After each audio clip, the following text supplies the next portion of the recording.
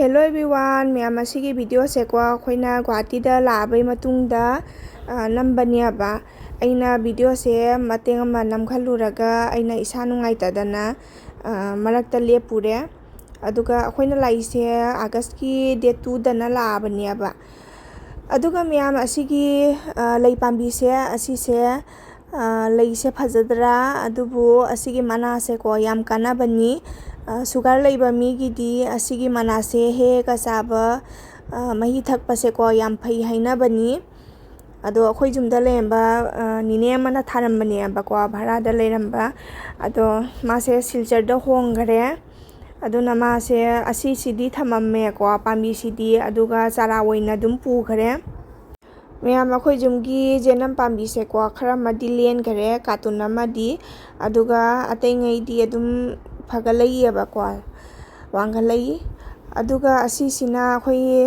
निने दुना थारमबनी अब मागी अखोई पेरुक अथाबिदो अदुदुनी अदुगा सामरोई दुसु लैरे मैम असिगी चाहु तनसे को असिसिना जुमदगी पिरकपा दुनी अब अदुगा सिगाना तन लेरे तन से अखोई जुबीना सेम्बा तन दुनी अदो सिसे खुहाव अमनी याम हाउरी असिगी जुबीगी तन से को असिसे पलेमना कनो अखोई चलम दाइदने असिसे हौरगा पिरकपनियाबा अदो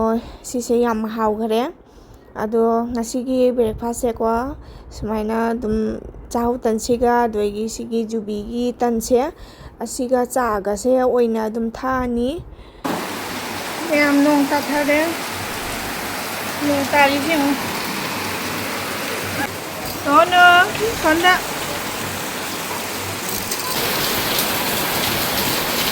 मैम असिगी फी मैम सिना जुमदगी हापिरकपनी papa mama gisu yaure doi chanapa gisu ai gisu doi ma gisu yaure ado ai adum amam tauna chaurangna dum ucharake मैम असिगी सिना आइगी ओइनाने फनेक से आइदुं नुंदि नुंदां अदुम सेटपा यानाबा आइना असिसे अनि अमा हापिरे अदोइगी लाई खोरमबदा सेटनानाबा आइना अखोइगी चंदोन मचुगी फनेक सिगा अदोइ अंगौबा मचुगी अखोइगी इन्नानाबा आइनाने असिसु अमा हापिरे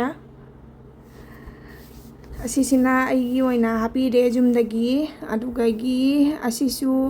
असिसिना बोबोगना हापिरकपनियाबा फनेक से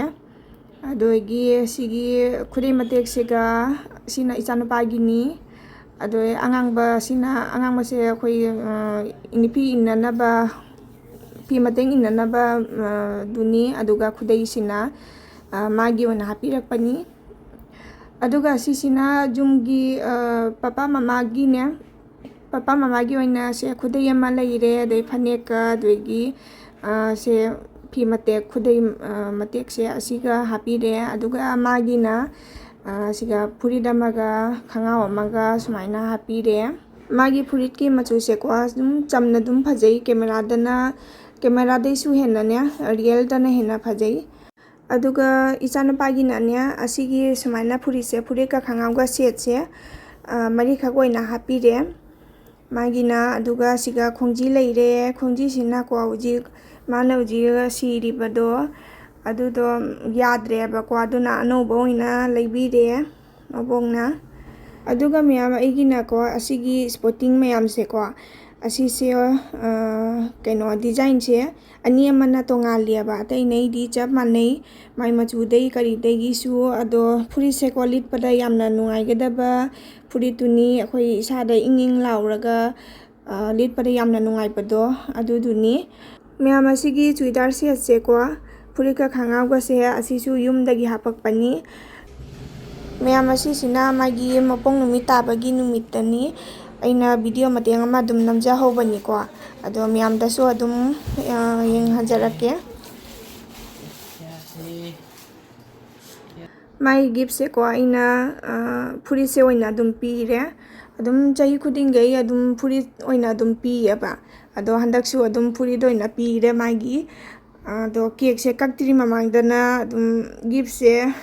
phuri se hana lillo haina ne hadi phuri se hana dum pire aba si se lillaga dum cake to katna bayena pamayo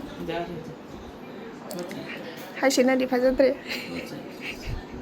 파자드레 파자드레 파자드레 뭐 cake Koyna दुम ऑनलाइन दे दुम order तौसले आइसु थोक्त्रबनिना इसासु नमदना लेरमिनेबा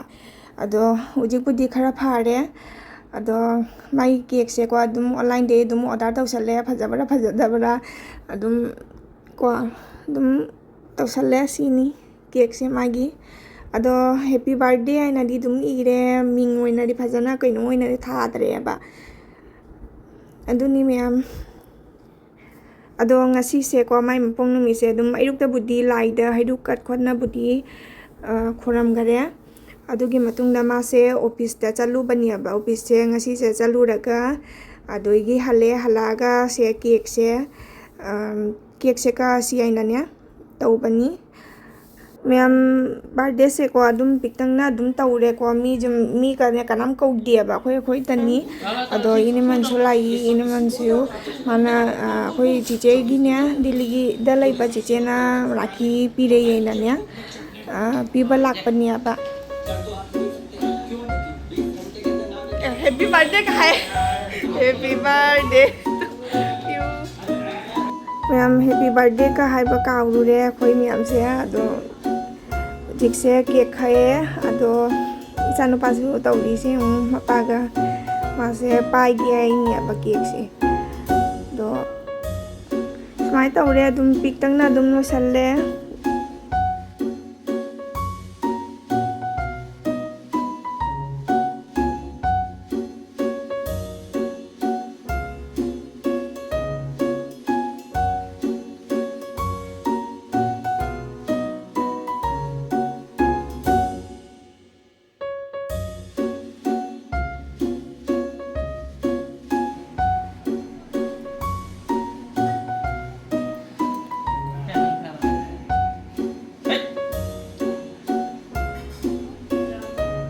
nó dâu rồi đấy.